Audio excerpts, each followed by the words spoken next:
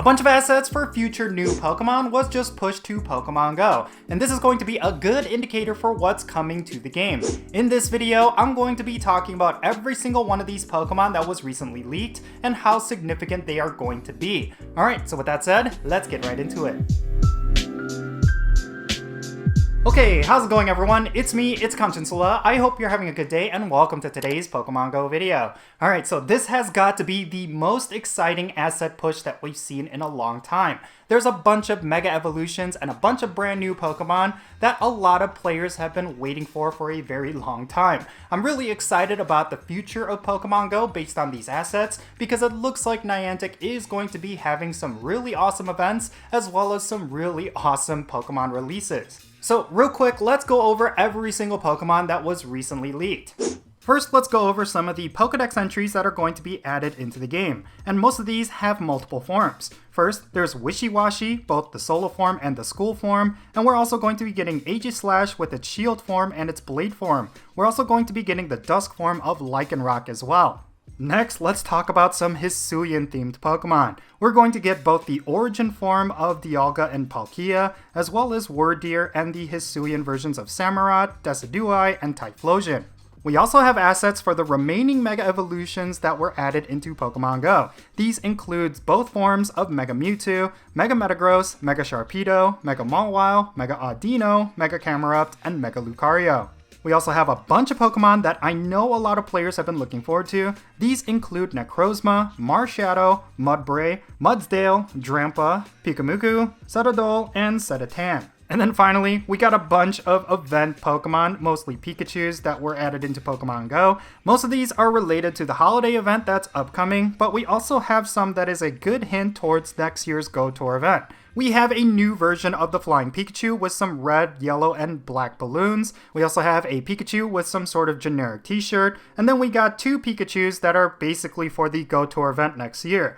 And then we got Holiday 2023 versions of Pikachu, Raichu, Psyduck, and Golduck. Alright, so what are my thoughts regarding all these Pokemon? Well, first and foremost, let's talk about those Mega Evolutions. All of these are Mega Evolutions that have not yet made it into the game, and now they're finally a part of Pokemon GO. We do not know when they're going to be released, but now we can say that 2024 is going to be the year where you're going to be able to get every single Mega Evolution. Now, out of all of these Mega Evolutions, obviously the big standout is going to be both forms of Mega Mewtwo as well as Mega Lucario, and I predict that they're going to do some really special events for the release of these two Mega Evolutions. Kind of like what they did with GoFest last year and Mega Rayquaza, I predict they're going to do the same thing for Mega Mewtwo. I do think it's going to be a major event when that Pokemon is finally in the game. So my prediction is that Mega Mewtwo is going to be the featured Pokemon of next year's GoFest. And I'm definitely excited about this, but Mega Metagross is going to be a game changer when it eventually gets released.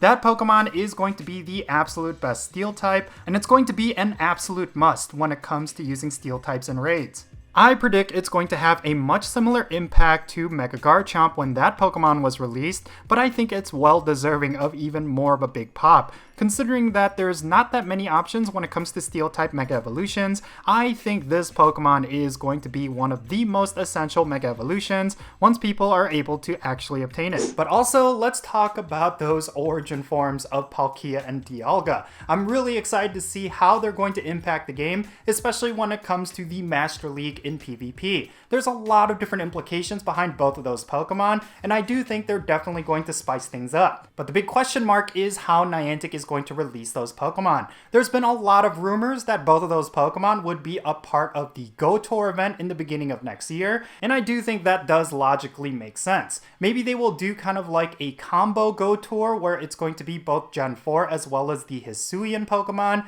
and that is something that I would look forward to. And of course, the reason why I say that is because we're also going to be getting the Hisuian starters in the game as well as their shiny forms as well. My prediction is that these Pokemon will be introduced through some sort of special community day. Like for example, if they were to introduce Hisuian Typhlosion through a Cyndaquil community day, I think that would be really neat. There was also a rumor that the Hisuian starters would also be released through raid days, which I can also believe as well. I mean, it would be much cooler if they were released through community days, but I can see them getting their own raid days, much like the other Hisuian forms that we've seen up until now. Regardless of how Niantic handles it, I just hope they do it really well, because a lot of these Pokemon are incredibly hype, and they have a lot of potential to generate a lot of buzz for Pokemon Go. But it's really going to depend on how Niantic handles them, because if Niantic does not release them in a way that's going to generate excitement, it's going to be a lot of missed opportunities. For all we know, some of these Pokemon could have a very lackluster release, and it's not far-fetched to put that on Niantic, considering how they've handled releases of Pokemon in the past, but I'm still really excited because there's a lot of really powerful Pokemon within this asset push, and it's going to be really interesting for the next couple of years how Niantic is going to handle the release of every single one of them. Now, at the very least, we can confirm that there will be a Go Tour event at the beginning of next year, considering that there's Event Pikachus themed around the Go Tour event as well as a bunch of Pokemon from Gen 4, it does appear like they are setting things up for a major event in the beginning of next year that's themed around Gen 4. I'm pretty sure most of these Pokemon will be a part of that event, or they're going to be released in small events leading up to it.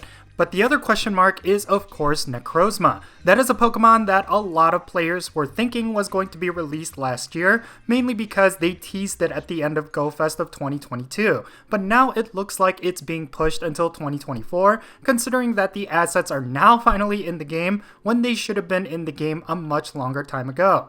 There were a couple of leaks earlier on this year that stated that there would be an Ultra Beast themed event at the end of this year. I'm wondering if Necrozma is going to be a part of that, or it's going to be some sort of event at the beginning of next year, which is going to be themed around Necrozma and a return to the Alolan legendaries. Regardless, I'm really excited. It's just something I'm really hoping Niantic implements really well. But yeah, in any case, that's going to be it for this video. Now, I would love to know your thoughts regarding all of the assets that were recently pushed. Is there a particular Pokemon that you're most looking forward to? And do you think there's going to be a special way that Niantic is going to release some of these Pokemon? Let me know those thoughts in the comments and let's have a great discussion. And thank you so much for making it to this point in the video. If you ended up enjoying it and found it to be informative, make sure you hit that thumbs up button and subscribe if it's your first time here. And don't forget that little bell so you can stay up to date on whenever I upload videos. And I want to give a quick shout out to all my patrons on Patreon. You make this channel content possible. If you want to support my channel in any way, big or small, then make sure you go and check out the links in the description below.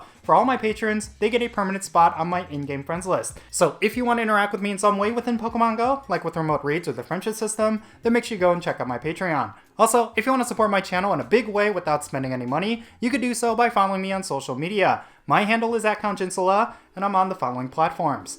Alright, and that's going to be it. I'm Jinsula. Be safe, have fun, love yourself, and I'll catch you all later.